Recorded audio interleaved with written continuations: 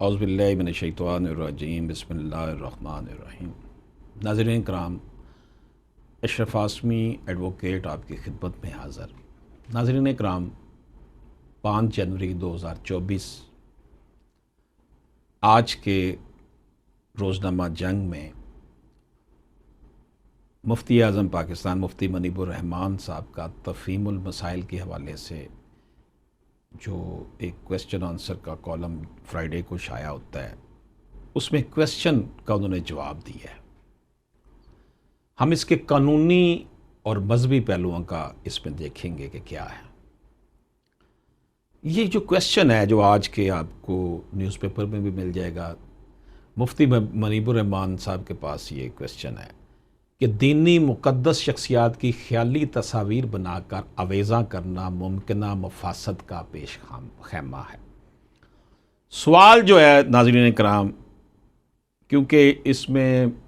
295 سی کا بھی معاملہ آ جاتا ہے پاکستان پینل کوڈ کے تحت، اور مذہبی معاملہ بھی ہے، اس لیے ہم نے ضروری سمجھا کہ اس حوالے سے جو مفتی صاحب کی رائے ہے اور جو قانونی معاملات ہیں اس پر ہم آپ کی خدمت میں کچھ گزارشات پیش کریں۔ کویسچن ہے جی، ڈیرہ غازی خان کے رہائشی ایک شخص نے 12 اہل بیت کی فرضی تصاویر اور درمیان میں رسول اللہ صلی اللہ علیہ وآلہ وسلم کی فرضی تصویر بنا کر ایک پینا فلیکس لگایا۔ علماء نے جب اس شخص کو بلا کر پوچھا تو اس نے کہا کہ میں نے محبت میں یہ سب کچھ کیا، میں ان عظیم ہستیوں کی گستاخی کا تصور بھی نہیں کر سکتا، یہ سب میری لا علمی کے سبب ہوا ہے، میں اس پر صدقے دل سے توبہ کرتا ہوں۔ معلوم یہ کرنا ہے کہ کیا اس کا یہ عذر قبول کیا جائے گا یا نہیں۔ یہ کویسچن کیا گیا ہے مفتی منیب الرحمان صاحب سے، اور مفتی منیب الرحمان صاحب اس کا جواب دے رہے ہیں۔ مفتی صاحب فرماتے ہیں جی، شریعت مطہرہ میں کسی بھی جاندار کی تصویر بنانا ممنوع ہے۔ کسی بزرگ یا معظم دینی ہستی کی تصویر بنا کر عقیدت کا اظہار کرنا شرک سے مماثلت رکھتا ہے۔ یہی سبب ہے کہ تعظیم و تکریم کی نیت سے بھی تصویر بنوانا یا بنانا حرام ہے۔ حدیث پاک میں ہے، جس کا ترجمہ حضرت عائشہ رضی اللہ تعالی عنہا بیان کرتی ہیں، حضرت ام سلمہ رضی اللہ تعالی عنہا نے رسول اللہ صلی اللہ علیہ وآلہ وسلم سے ذکر کیا کہ انہوں نے حبشہ کی سرزمین میں ایک گرجا دیکھا تھا جس کا نام ماریا تھا۔ انہوں نے اس کا ذکر کیا اور ان صورتوں کے مجسموں کا ذکر کیا جو انہوں نے اس میں دیکھے تھے۔ تو رسول اللہ صلی اللہ علیہ وآلہ وسلم نے فرمایا، یہ وہ لوگ ہیں جب ان میں سے کوئی نیک بندہ یا نیک شخص فوت ہو جاتا ہے تو یہ اس کی قبر پر مسجد یعنی عبادت گاہ بنا دیتے اور اس عبادت گاہ میں ان کی صورتوں کے مجسمے بنا دیتے۔ یہ اللہ تعالیٰ کے نزدیک بدترین مخلوق ہے۔ یہ صحیح بخاری کی حدیث ہے جی، 434 نمبر ہے اس کا ریفرنس۔ مفتی منیب الرحمان صاحب مزید اس کا جواب یہ دیتے ہیں کہ علامہ علی قاری رحمۃ اللہ علیہ لکھتے ہیں، جس کا ترجمہ انہوں نے کیا ہے مرکات الوفات جلد سامن صفحہ 338 میں علامہ علی قاری رحمۃ اللہ علیہ لکھتے ہیں، جب ان میں کوئی مرد صالح نبی یا ولی فوت ہو جاتا ہے تو اس کی قبر پر مسجد یعنی عبادت گاہ بنا لیتے اور اس کا نام کینیسا رکھتے، اور پھر اس کینیسا میں ان بزرگوں کی تصویریں یا مجسمے بنا دیتے تاکہ ان کی یاد باقی رہے اور ان کی خاطر عبادت میں رغبت پیدا ہو۔ ناظرین اکرام، مفتی منیب الرحمان صاحب مزید لکھتے ہیں کہ شیخ الحدیث والتفسیر علامہ غلام رسول سعیدی علامہ ابو العباس احمد بن عمر القرطبی کے حوالے سے لکھتے ہیں کہ مرد سالہ کی قبر پر اس کا مجسمہ بنا کر اس لیے رکھتے تھے تاکہ اس مرد سالہ کی صورت دیکھ کر وہ مانوس اور ان کے نیک اعمال کو یاد کرے۔ یہ وہ اس وقت کے لوگ جو تھے، اور ایسے نیک بندوں کی قبروں کے پاس اللہ تعالیٰ کی بات کریں۔ پھر جب کافی زمانہ گزر گیا اور ان کے بعد متاخرین آئے تو وہ قبروں پر ان مجسموں کی اغراض سے ناواقف تھے، اور شیطان نے ان کے دلوں میں یہ وسوسہ ڈالا کہ ان کے آباء و اجداد ان جو مجسموں کی عبادت کرتے تھے، یعنی کہ پہلے تو وہ مجسمہ رکھا گیا تھا ویسے کہ نیک لوگوں کو دیکھ کر ہمیں رغبت ہوگی، لیکن بعد میں ان کے آنے والے باء و اجداد نے اس لیے کر دی کہ وہ شاید ان کی ہی عبادت کرتے تھے، تو انہوں نے ان مجسموں کی تعظیم کی اور ان کی عبادت کرنی شروع کر دی۔ نبی پاک صلی اللہ علیہ وآلہ وسلم نے ایسے کاموں سے ڈرایا اور ان کاموں کو سختی سے منع کیا اور ان کاموں پر عذاب کی وعید سنائی۔ جو چیزیں غیر اللہ کی عبادت کا ذریعہ بن سکتی تھی ان کا دروازہ بند کر دیا، اور فرمایا اس قوم پر اللہ کا شدید عذاب غضب نازل ہو جو اپنے نبیوں کی قبروں پر کو سجدہ گاہ بنا لیتی ہیں، بس تم قبروں کو مساجد نہ بناؤ۔ یہ جی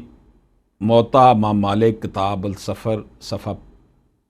85 پہ تھا یہ درج، یعنی میں تمہیں اس کام سے منع کرتا ہوں، اور فرمایا اللہ عز و جل یہود و نصارہ پر لعنت کرے جنہوں نے انبیاء علیہ السلام کی قبروں کو مساجد بنا لیا۔ یہ صحیح مسلم 532 نمبر سے، اور فرمایا اے اللہ میری قبر کو بت نہ بنا جس کی عبادت کی جائے۔ یہ بھی جناب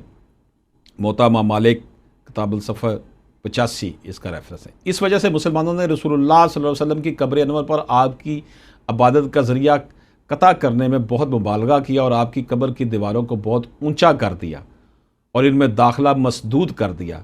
پھر انہیں یہ خوف ہوا کہیں آپ کی قبر کو قبلہ نہ بنا لیا جائے، تو انہوں نے قبر کے 2 رکنوں پر 2 دیواریں بنا دی، حتیٰ کہ کسی شخص کے لیے نماز میں عین قبر کی طرف منہ کرنا ممکن نہ ہو۔ اسی وجہ سے حضرت عائشہ رضی اللہ تعالیٰ عنہ نے فرمایا تھا کہ اگر یہ خطرہ نہ ہوتا تو آپ کی قبر کو ظاہر کر دیا جاتا۔ یہ جناب صحیح بخاری جلد 2 صفحہ 199 189 اور 190 ہے۔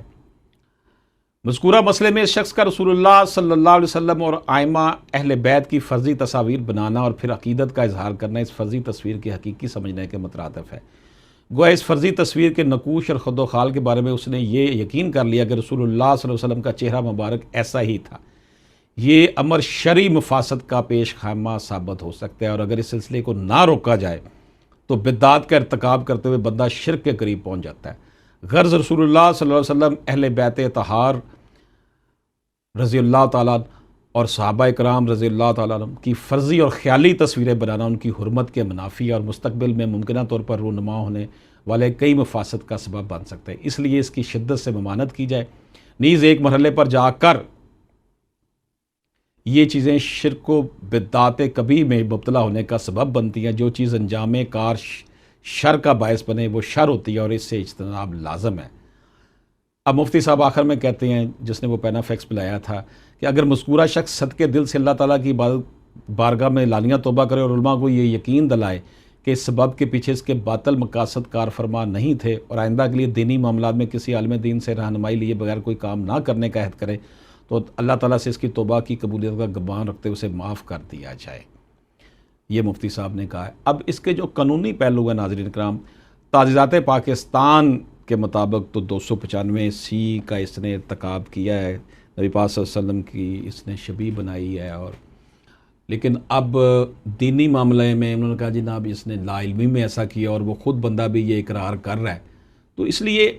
یہ جو تصویریں اور سکیچ بنا لیے جاتے ہیں، اور بزرگوں کے سکیچ بنائے ہوئے ہیں، لوگوں نے گھروں میں رکھے ہوتے ہیں، جی یہ فلاں بزرگ کی تصویر ایسی تھی خیالی، فلاں بزرگ کی خیال تھی، اس کے کیلنڈر چھپوا لیے جاتے ہیں، عید کارڈوں پہ چھپے ہوتے ہیں، تو ایسا بعد میں پھر یہی ہوتا ہے کہ وہ ایسا لگتا ہے جیسے پہلے تو یہ ہوتا ہے جی یہ نیک بندہ ہے، ہم اس کی تعظیم کے لیے برکت کے لیے اس کی تصویر لگا لی ہے، بعد میں وہ پھر یہی ہوتا ہے، وہ لوگ آنے والے لوگ یہ سمجھتے ہیں اس کی وجہ سے ہمارے اوپر رحم و کرم ہو رہا ہے۔ تو اس حوالے سے بڑا جو ہے وہ احتیاط کی ضرورت ہے، اور مفتی صاحب نے بڑا اس میں بھرپور طریقے سے اچھے انداز میں ہمیں بتایا ہے کہ یہ کیا واقعات ہوتے ہیں کہ پہلے شبیہ بنتی ہے، اور وہ پھر جس طرح وہ آگے پھر صورتحال بن جاتی ہے اور وہ شرک کا پیش خیمہ ثابت ہوتی ہے۔ اشرف ہاشمی ایڈوکیٹ کو اجازت دیجیے، اللہ حافظ۔